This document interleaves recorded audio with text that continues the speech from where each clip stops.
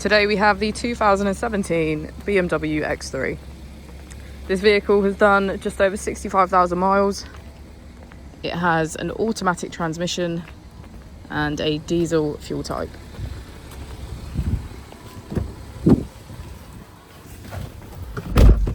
To the left of our steering wheel, we have cruise control as a feature, as well as our keyless ignition. On the right, we have voice control, automatic wipers, and automatic headlights. Moving on to our screen, we can access media, communication, map, and navigation. If we put the vehicle into reverse, we can see that it comes with front and rear parking sensors. Just below, we have our dual zone climate control with heated seats on either side.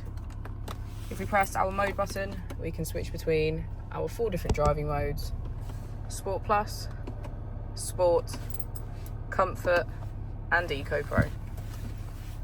As we go into the back of the vehicle, we can see that it has a full leather, black interior, and get a good view of our panoramic roof.